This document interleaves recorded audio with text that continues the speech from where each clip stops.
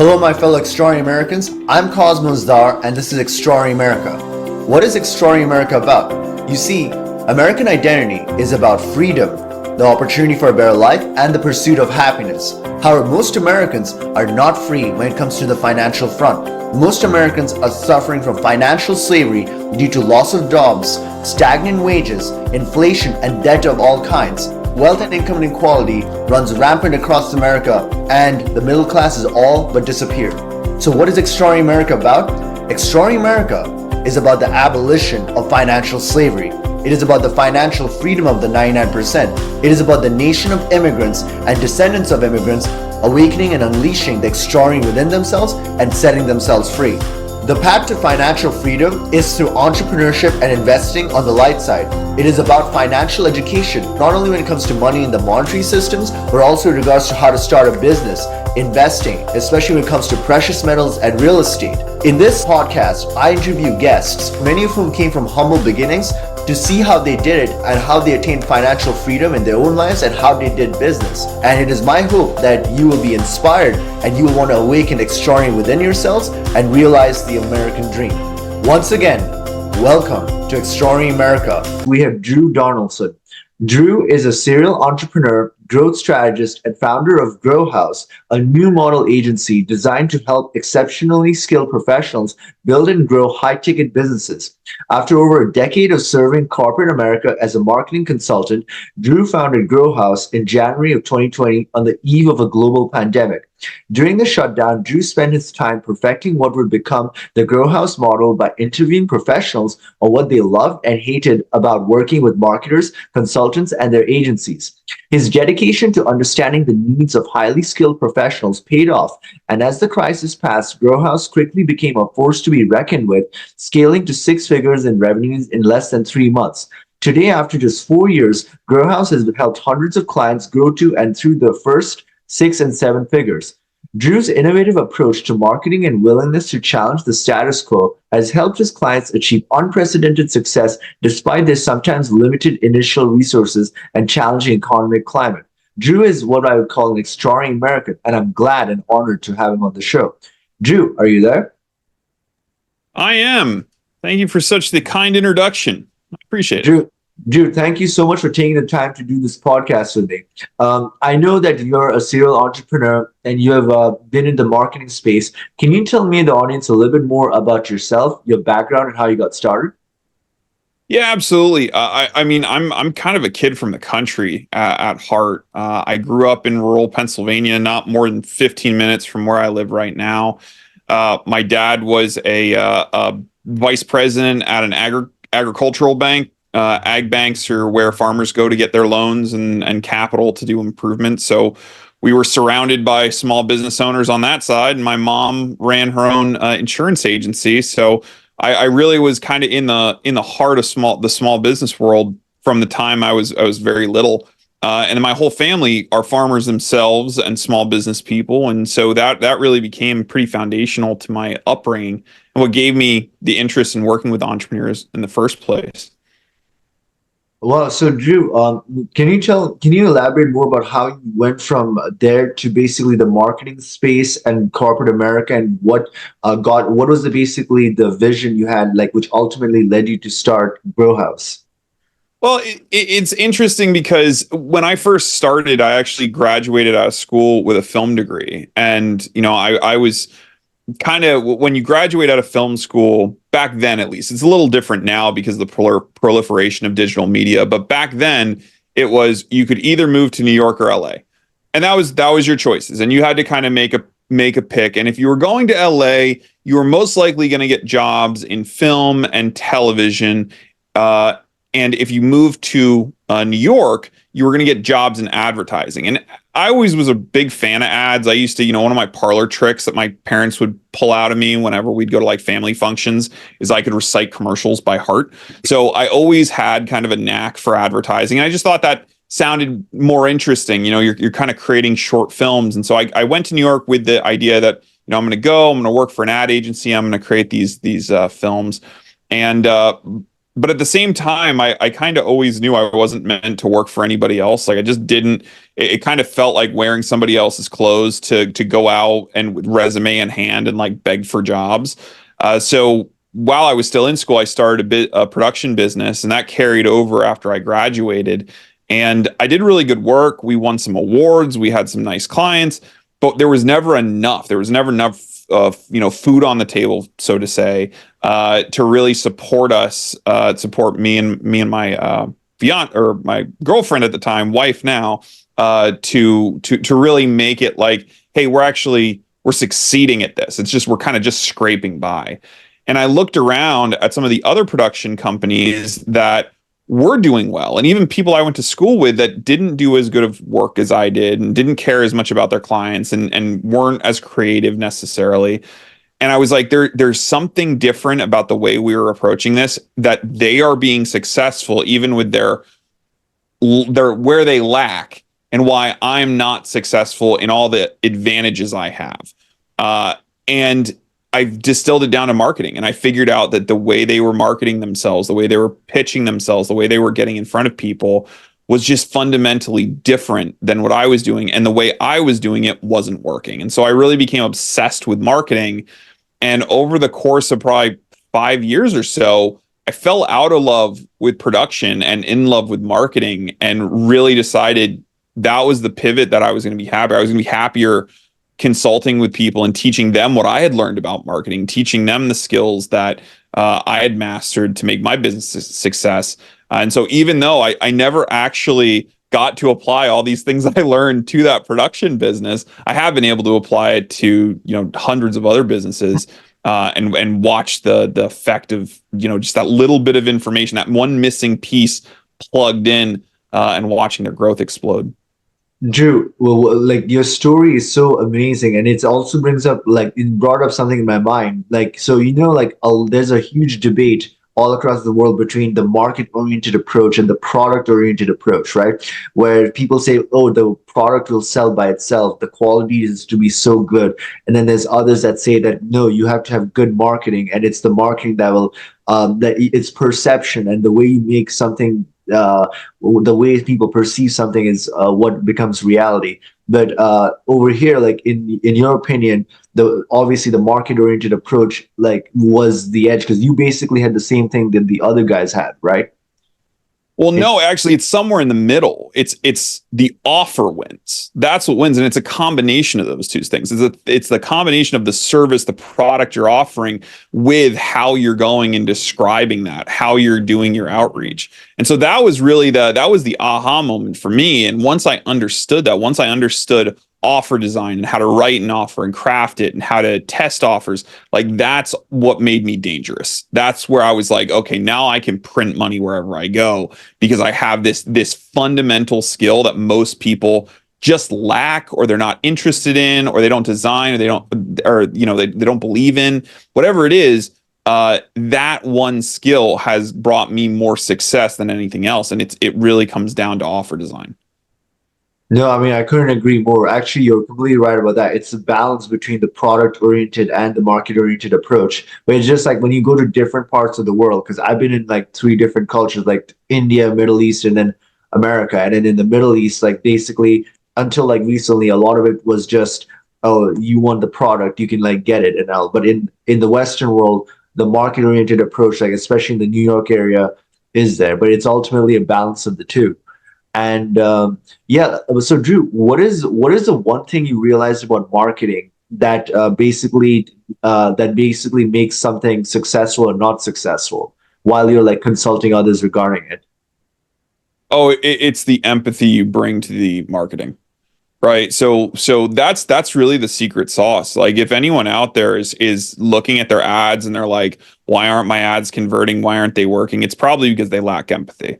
You don't truly understand the pain of your audience, or you're not, even if you do understand the pain, you're not putting that pain into the ad. You're not showing them that you understand their pain, because when someone sees empathy in another person, it's a really rare commodity. We live in a very unempathetic world. We live in a cold, hard digital world where no one cares about each other, and your best friend in the world is more than happy to tear you down online behind the guise of an anonymous Twitter handle if they really feel like you're getting too big for your britches. So I mean, in a world like that, having empathy and displaying it publicly and saying, "I understand what you're going through. I get it. I can feel your pain. I know where it comes from, and here's how we're going to solve it together."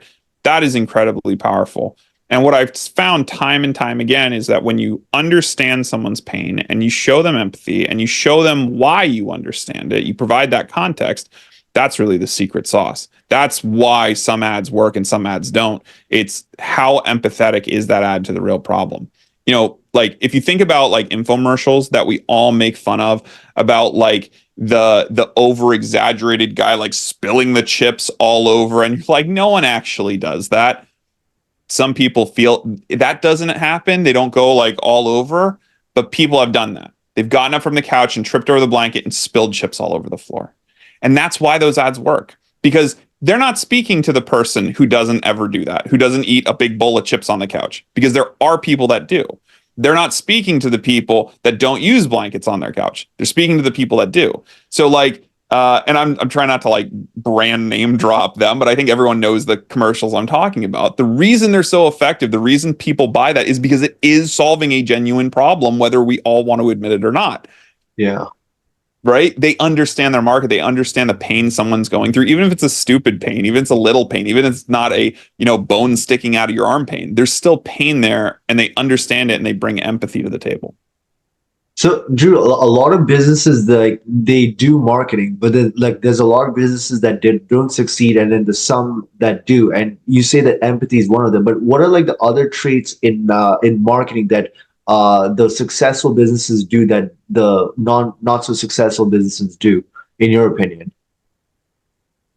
I mean the biggest thing is not really understanding your audience, and this kind of ties in with the empathy.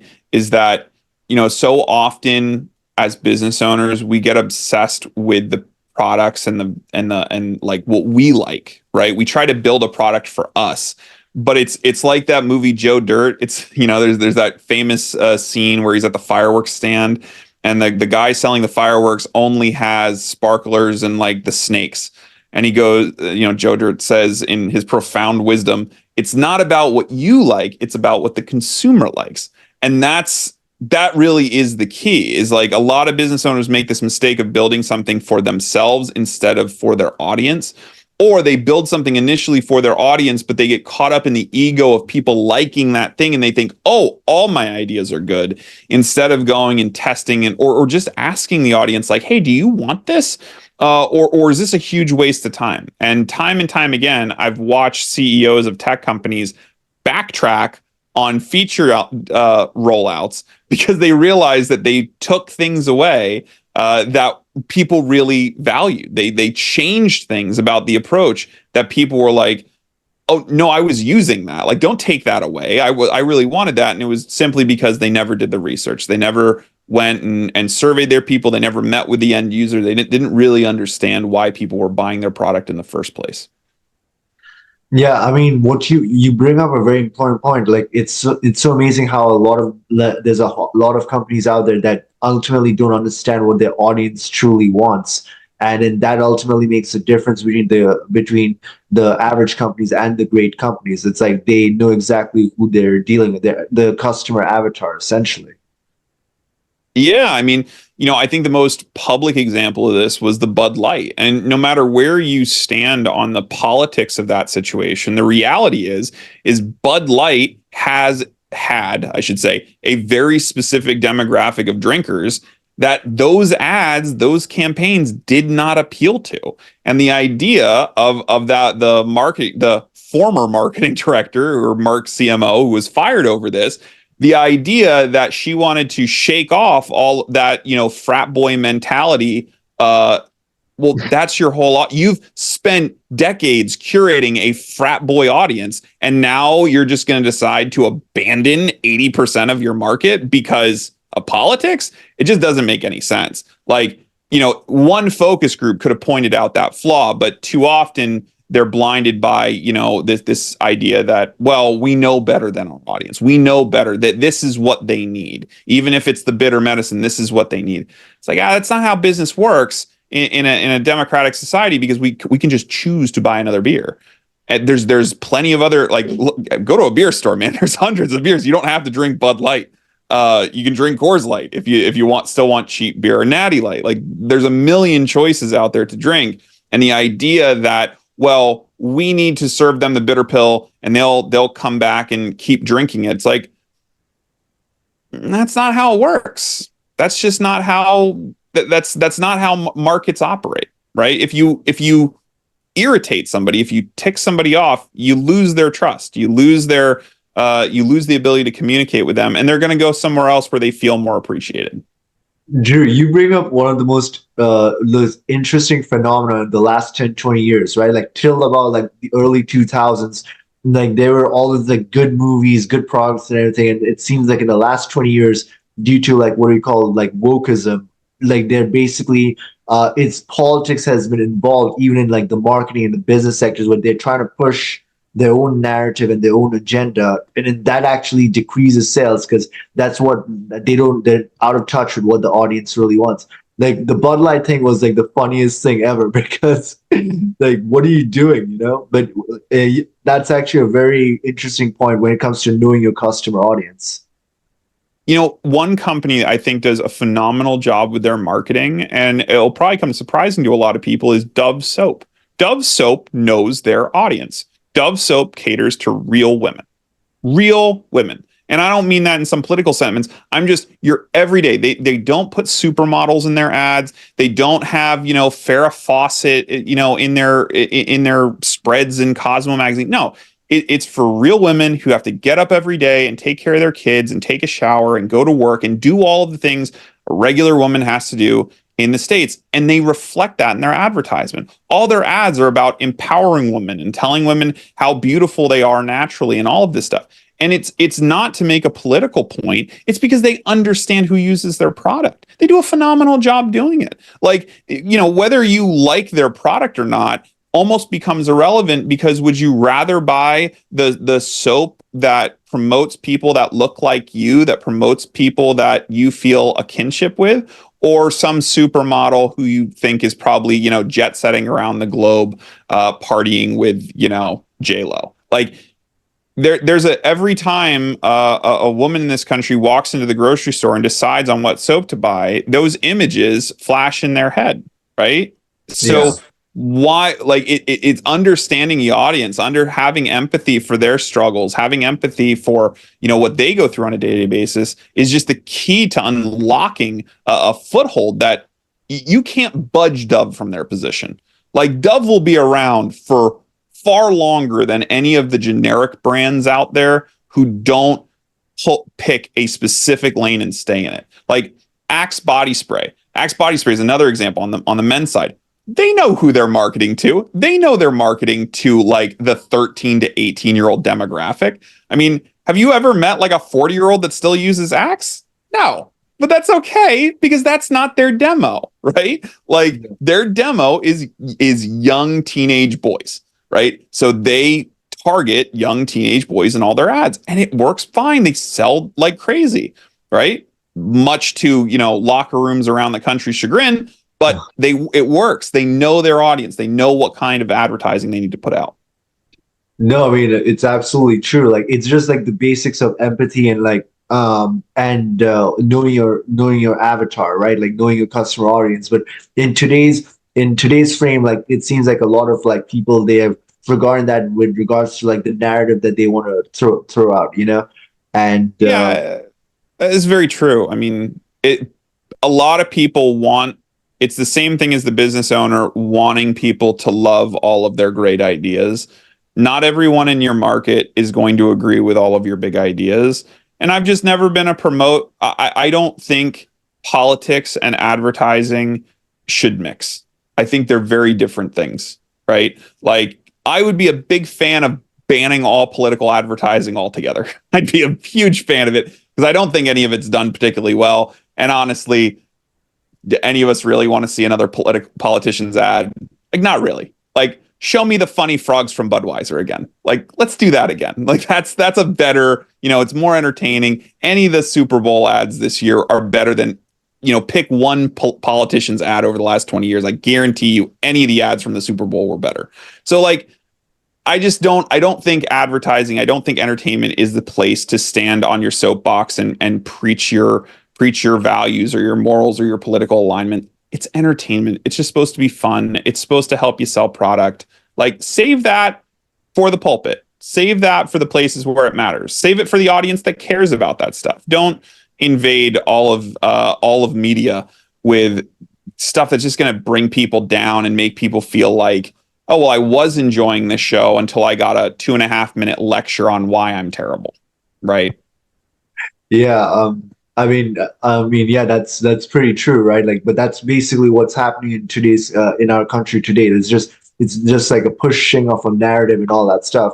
But Drew, one other point that you brought up was like the concept of the ego and its versus empathy, right? Like a lot of like these companies, like they want to have their idea of the product instead of understanding what the customer really wants. And the reason I bring it up again is because I got to stress this to the audience more so. Like a lot of times, like when you're creating a product, you are attached to a certain way the product should be. Then you have your own ideas of it, but in reality, that might not be what the customer wants. Like I read this book called Lean Startup, where they actually talk about this concept where like a lot of like companies, they fail because they have this egotistical idea of like they are going to create the best product and it's their idea and their best vision, but like when they put it out, like nobody wants it. So yeah, I wanted to tell you, like that's a very interesting point over there. So I'm right down the street from Hershey, Pennsylvania, which is where Hershey chocolate is made. So for any of you listeners familiar with the brown Hershey's bar, but Hershey's, has been here forever. I mean, he came to this area to start this business because of the availability, one, of the railroads so that he could get cocoa and sugar, but also because this is in the dairy capital and fresh milk is a key part of the chocolate making process. What people don't realize is that Milton Hershey actually didn't start out making chocolate at all. He made caramels. His first invention was a caramel because he had a caramel and he thought they were delicious. And so he started making his own caramels, and he had found, I believe it was in a French cafe or something, that there was a person making chocolate drizzles on like some pastry they had. And that was the first time he had ever had chocolate. And he said, "Oh, I'm going to take that and I'm going to cover my caramels in a drizzle of chocolate." And so he makes a bunch of these and he brings them to a party, and he sees children run up, grab handfuls of them off this tray he had brought, run into a bush, and they would just go back and forth. And he's watching this the whole time, and he's like, "What are they doing with them? Like they're taking so many of these caramels. Like they can't possibly be eating all of these caramels. Like handfuls of them." And so after the children leave, he goes in and looks in the bushes, and there is a pile of caramels with all the chocolate sucked off of them. There's no chocolate left on him. He thought he was in the caramel business, but he was actually in the chocolate business. And from that day forward, he said, "Oh, there's something here. There's chocolate is a way better, way bigger thing than caramel could be. I should just focus on this." Now, he had a choice there, right? He could say, "Those stupid kids, they don't appreciate fine things." And he could have kept doing caramels for the next 20 years and never been successful. Or he could see the market dynamics and say, "That's interesting. I didn't expect that to happen, but the market's telling me chocolate is what they want. So let's give them more of what they want." And so it's a perfect moment where you have to put your ego on the shelf. Yeah, he had studied and tried to craft the perfect caramel and spent, years of his life trying to create this recipe, and he was really proud of it.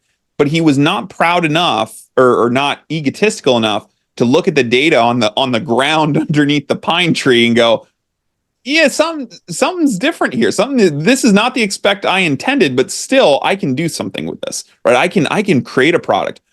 And sure enough, like now Hershey's is like arguably one of the most recognizable chocolate brands in the world because the man who created it didn't have an ego when people didn't like his product. It wasn't the like the Skinner moment. Am I wrong or no? No, it must be the kids. The kids are wrong. No, it's not that at all. It's you look at the market, you look at how they respond, and you take them seriously. You take them at their word. If they say they don't like something or they're only using part of your product, Instagram's a perfect example, right?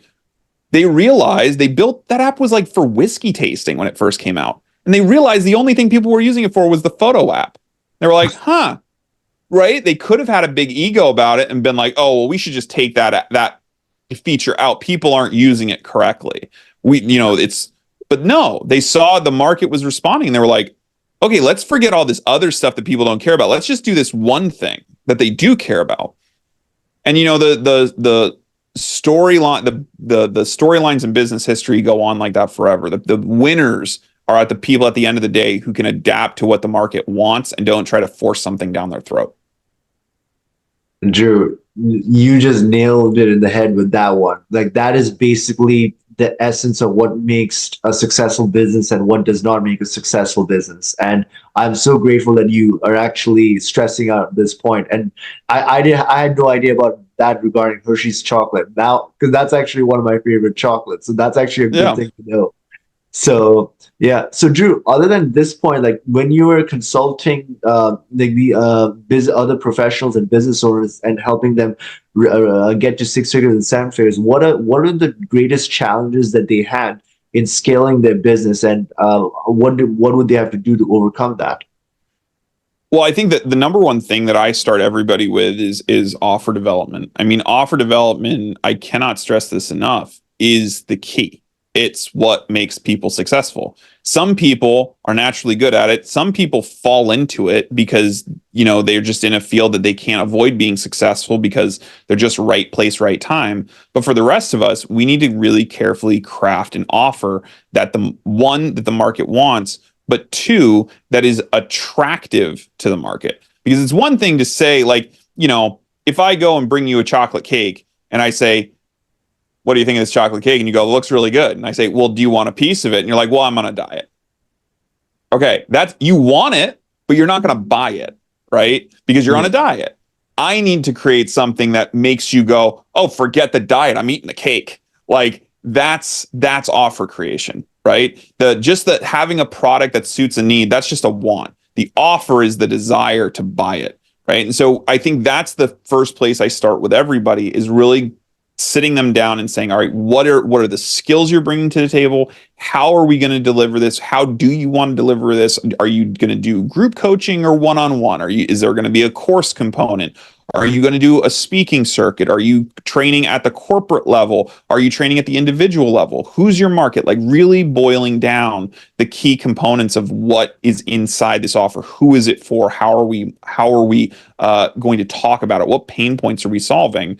And then once we have that, everything really flows downhill from that, right? Your ad script follows your offer. Your landing page follows your ad script. Your webinar or VSL follows the landing page. Everything is downstream from the core offer itself. And so that's where I spend most of my time with my clients. My engagements are usually very intensive early on working with people. And then over time, my team takes over and does the day-to-day management of stuff once the leads start coming in and once we're in like more of an optimization phase. But getting started, that's the key thing, is really developing a really solid offer. I see. So like when you're consulting them, like what over these last few years, like what was like the greatest revelation you had regarding just like how people do business and about just like human nature in general in relation to starting a business and then expanding it? Sales funnels are commonly thought of as these long, complicated things. And the longer they are, the more detailed they are, the better they are. And actually the inverse is the reality. The reason you extend your funnel is because the shorter version wasn't working. So you have to add extra steps, right? And when I say funnel, I'm not talking about a series of landing pages. I'm talking about your content marketing. I'm talking about your paid media strategy, your ads, your VSL, your email sequences that go out to subscribers, your email sequences that go out to cold, all of that stuff. The more complicated that marketing ecosystem gets, the reason it gets more complicated is because the shorter version of whatever you were building isn't working as well as it used to anymore. And that's natural. That's a normal part of business. You build, think of the Snuggie, right? The Snuggie, when it first came out, I was trying to avoid using their name, but there it goes. So when they first came out, they just needed a goofy commercial and things sold like hotcakes, right? But now everybody knows what it is. So now they have to be a little bit more creative about how they're going to go about and sell this thing. Now, will they be more creative? Will they, record different ads? No, it doesn't seem like it. Seems like they kind of rode the wave crested. And now they're happy being on the shelves at Bed Bath & Beyond or whoever bought Overstock.com, whatever the new name for Bed Bath & Beyond is. But there are companies that look at that and they figure out how to make it work. Flex Tape, right? Phil Swift. And I will say, I'm mentioning all these infomercials just because they tend to be so heavily bought, everybody knows them. So like the Flex Tape guy, right? I sawed a boat in half, all that stuff.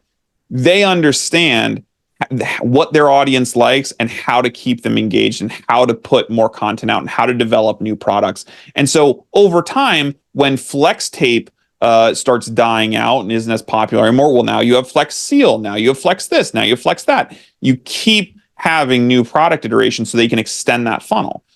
But what happens is when you don't have that product, when you don't have new products coming out, like if you're a professional services firm, you go through that initial excitement phase, and then over time, after people have heard about you and seen you and you've exhausted that initial potential, you see your funnel start weakening.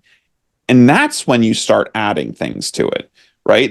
You don't start with that. You don't start with a 15-step funnel. You don't start building out this marketing albatross. No, you start with a very simple short funnel that they watch a video, they book a call on your calendar. That's it. Start with that. And then once you have that down, then you can add other elements to it as that no longer works. From an operational standpoint, you don't have time to take as many sales calls, or from a standpoint of, well, I'm getting too many phone calls, but they're not the right people. They're not qualified. I need to qualify those people down. It's only once that initial funnel stops working to your liking that you add those additional things. And whether that's just a numbers game, or you need it being a slower, you need more time with them to build a relationship with them, doesn't matter.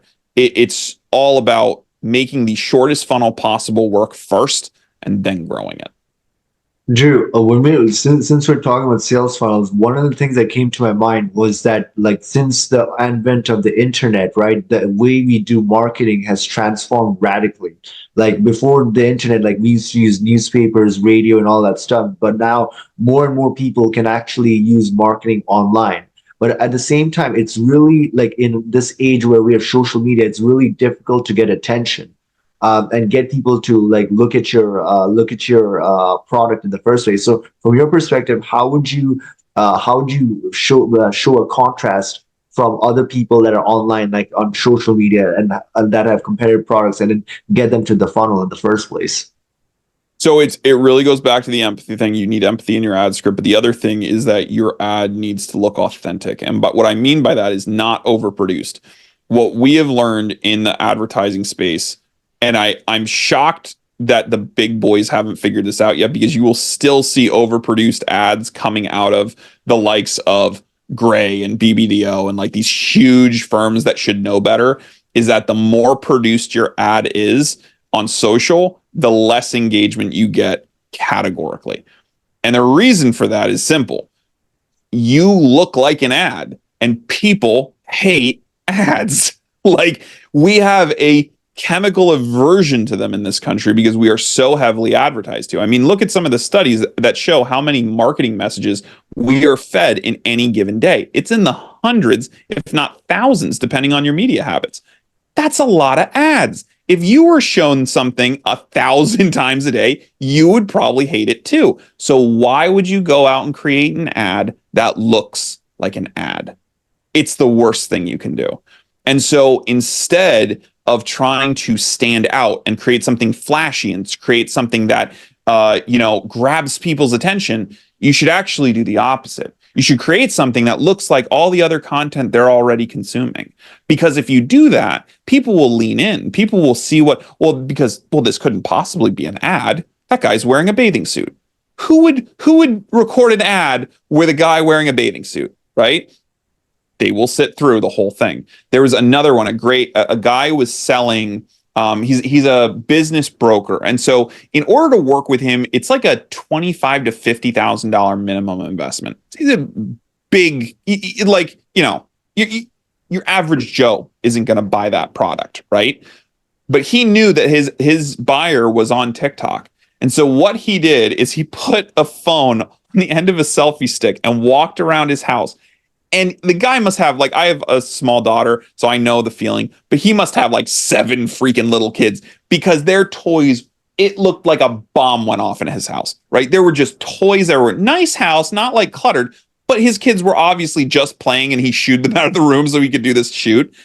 And he's just talking into the phone, looking up and just doing his whole pitch. Hey, if you're interested in, doing what, I don't even remember what it was. Doing this thing with me, it's a $25,000 buy-in. This isn't for everybody. And he's doing his whole pitch.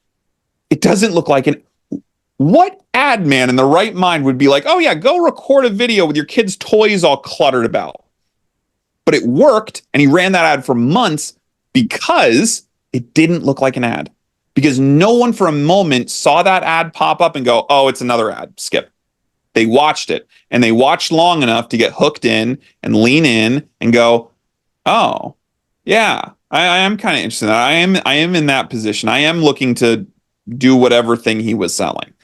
So that's the big thing is if you try to replicate what the big agencies are doing in terms of advertising and create things that are shiny, you'll fail. You actually should be doing what everybody else on social media is doing, which is just trying to fit in. Drew, you actually blew my mind with that thing about like it not looking like an ad, but in the process, like they'll end up buying the thing. And one of the things that caught my mind, like came to my mind while you were talking about it was, wow, like Drew, you know so much about these ads and everything. And then right now in this 2024 season where there's like the politicians are basically paying millions in ads for 30-second ads, and then they're just not getting any results. They should instead be like listening to somebody like you on how to like go about getting freaking like the attention and all that stuff. That's just something that came to my mind.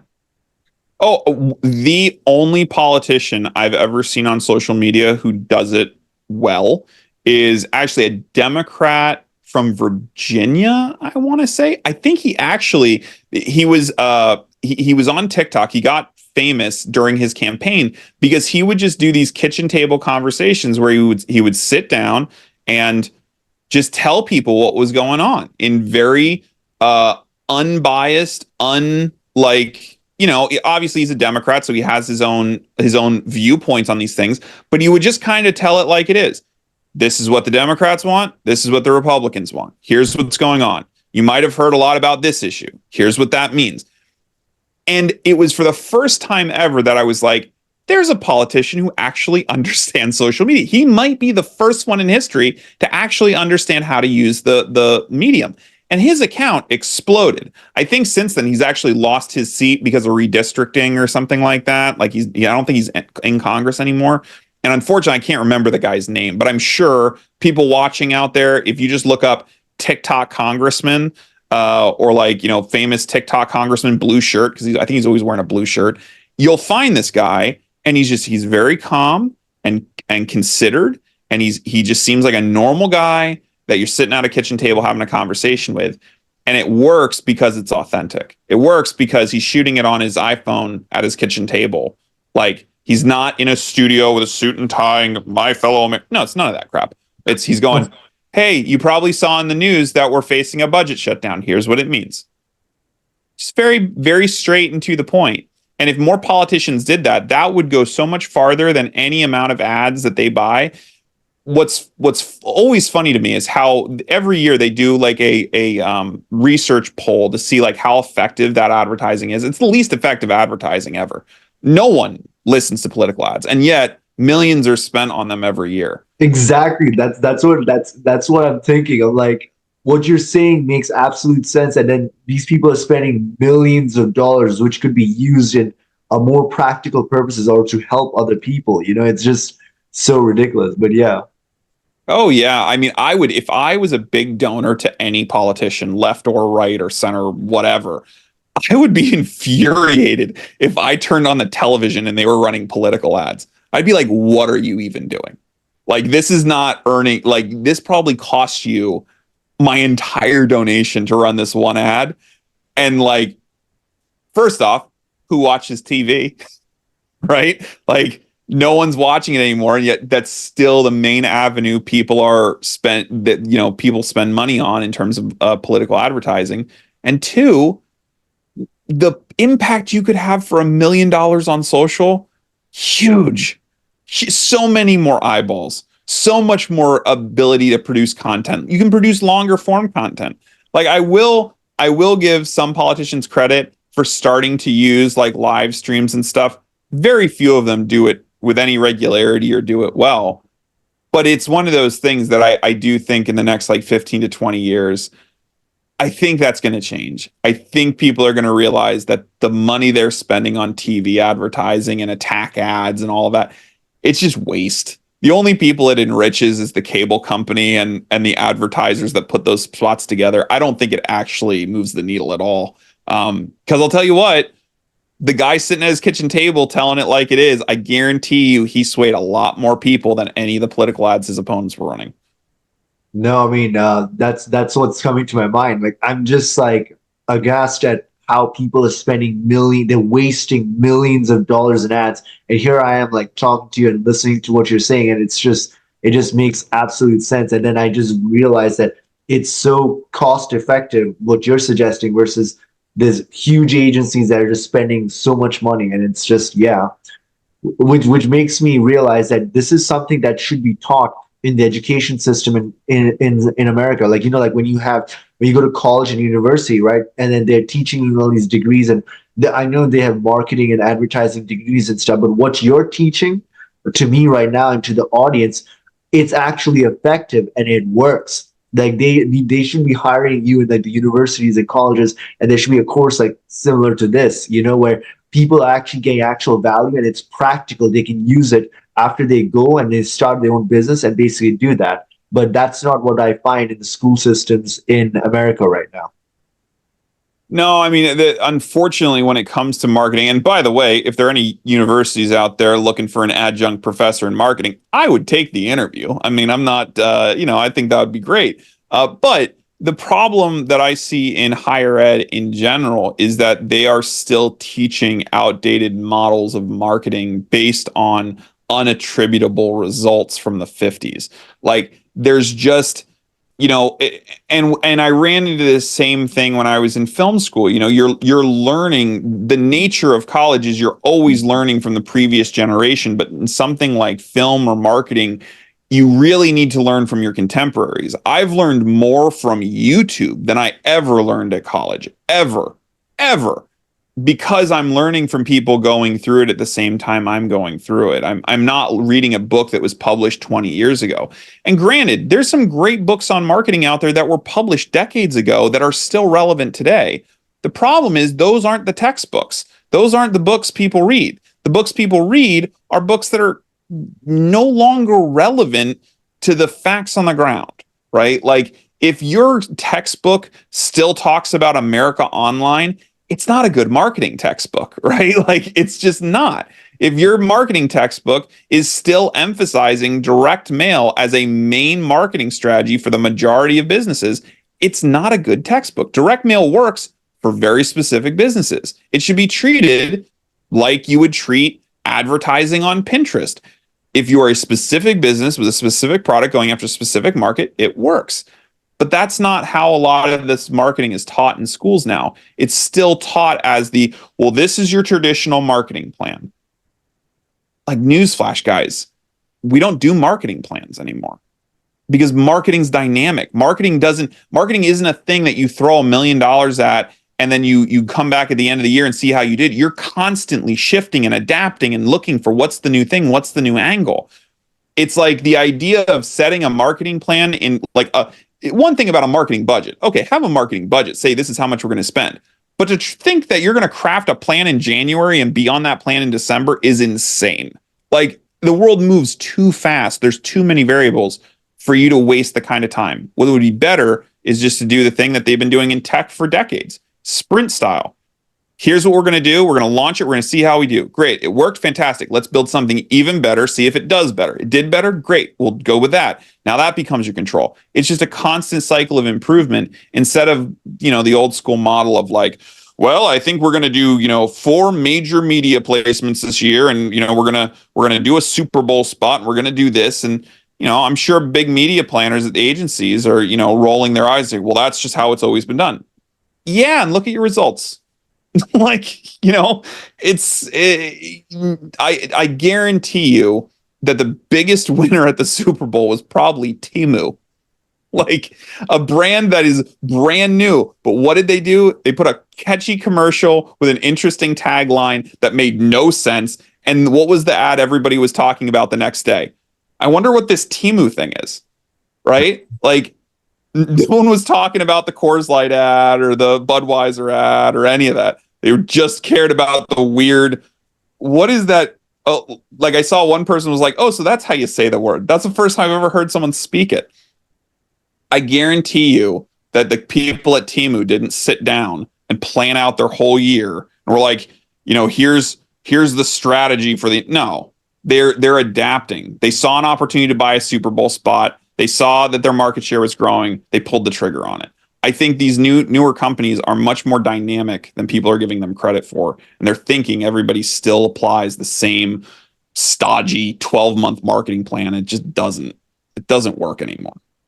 Yeah, all I'm saying, Drew, is like what you're discussing with me right now, it needs to be taught to like the masses of people out there, because this is like really relevant stuff. Like, yeah, what they're teaching in schools or in colleges and universities are basically obsolete. But yeah, that's something that is for another time, I suppose. But Drew, another question that I wanted to ask you was like, what is the premise with? I know you started Grow House sometime right at the onset of the pandemic. How did that happen? What was the premise of it? And can you tell the audience a little bit more about it? Yeah, so I mean, this really started because I grew up in the kind of small business community, and I'd always liked the small business community. I liked that you could go into a business and you could meet the guy that ran this place. And if you had a problem, you could talk to the owner and you could try to resolve it with them. And they cared more about you. Walk into a Home Depot and see how quickly you get served versus walking into an Ace Hardware, which is owner operated, right? Like the customer service is completely different. So I always had a passion for that space and working with people that were in the small business space that were entrepreneurs themselves. Unfortunately, I kind of got swept into the corporate consulting world. Unfortunately, and ended up working for people who really, I was just a line item on a budget, right? Like it was really, I wasn't changing anybody's lives. I was just making suggestions based on my knowledge and what I thought, what kind of impact I could have. And at the end of the day, like, the turning point for me was I had given a presentation to the CEO of the company, and there were a bunch of vice presidents there and my boss. And it was this plan I'd been working on for like 3 months. And I deliver the plan, deliver the deck, and I ask for questions. And the CEO looks up and goes, so what's next on the agenda? Like, nothing.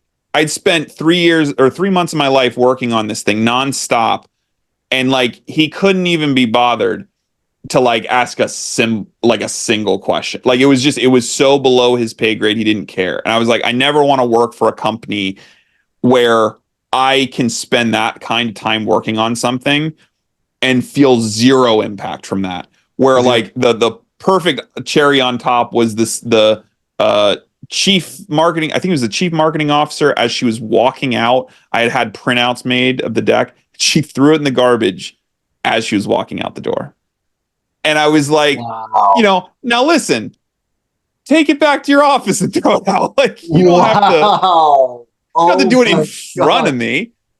And so that was just kind of the moment I was like, I got to get out of corporate. I don't like this anymore. And so, I'm right, sorry like that then, happened, man. That was very disrespectful.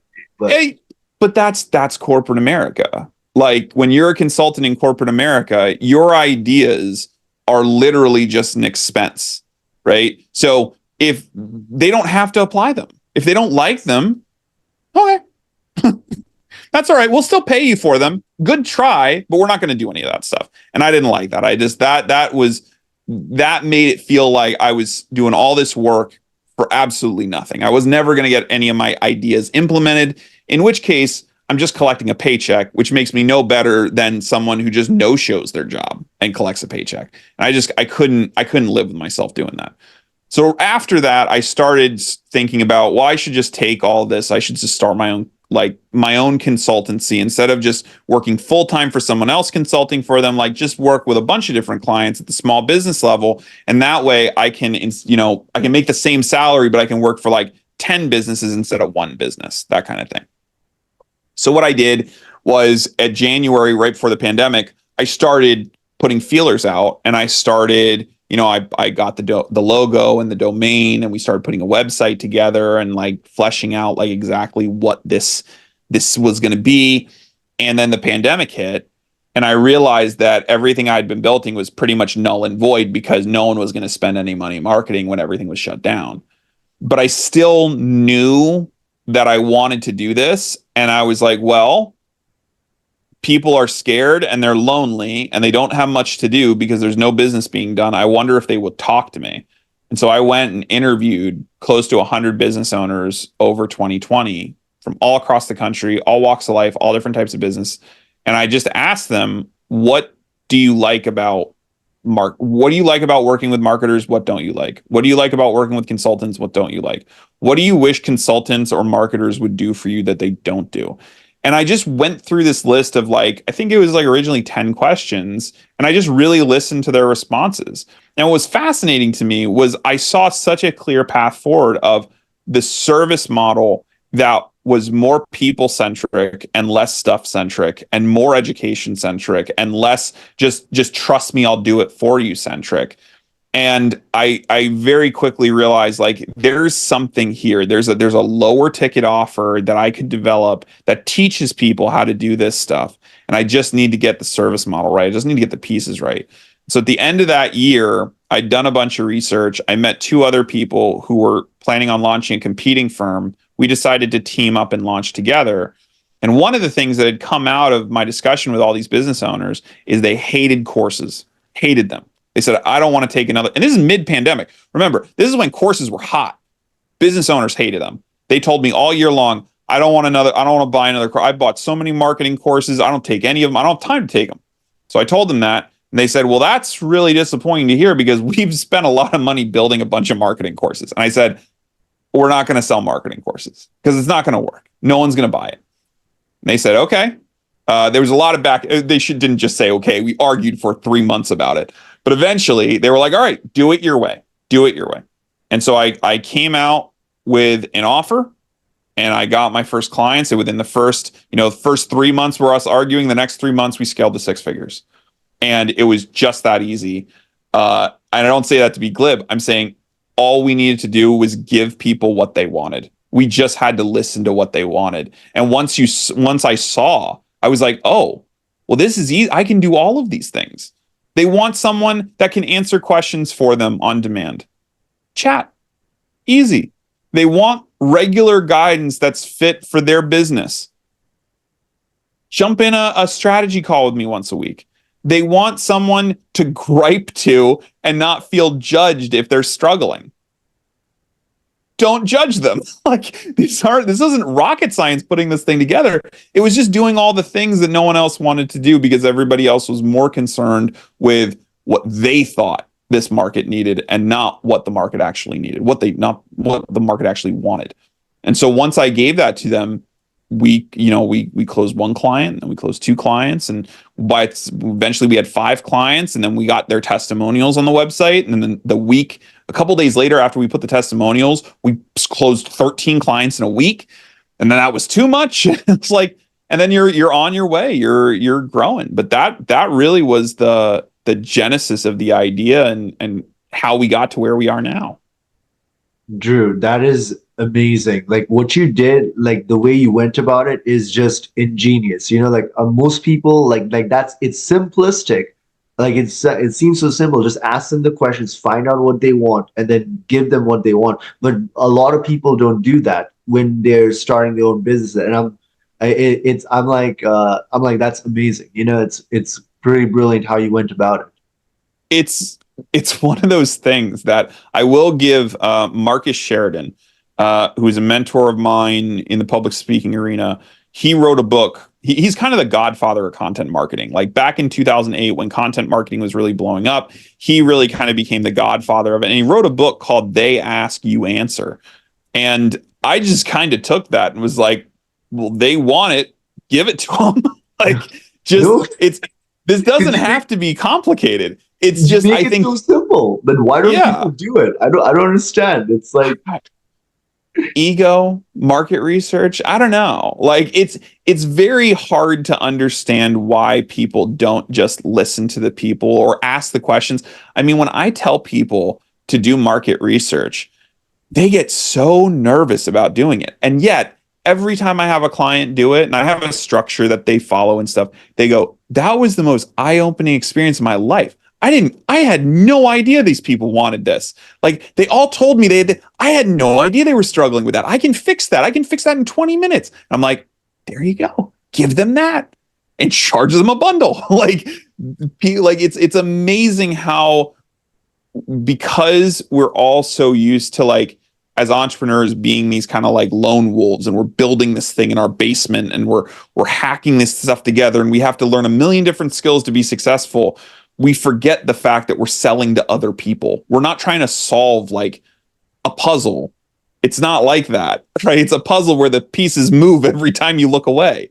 Like we're dealing with humans. And I think so often we just forget that there is that human element and forget to just ask for their input. And yet it's the biggest unlock you could ever get.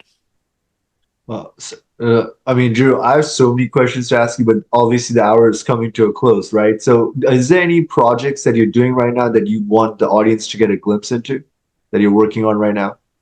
Well, so I do a live stream every Tuesday at 2 p.m. Eastern on Twitch and LinkedIn and all across different social channels that where you can find us.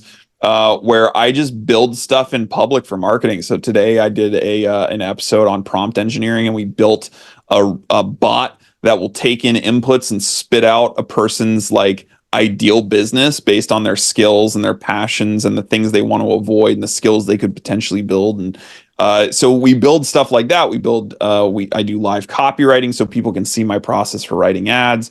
And we do that every Tuesday. The other thing is that we're partnering with a company called partnerhere.com, which is a platform that helps entrepreneurs find partners for their business, skill partners. You know, you're an accountant and you need someone that knows marketing, or you're a mechanic and you need someone who understands accounting.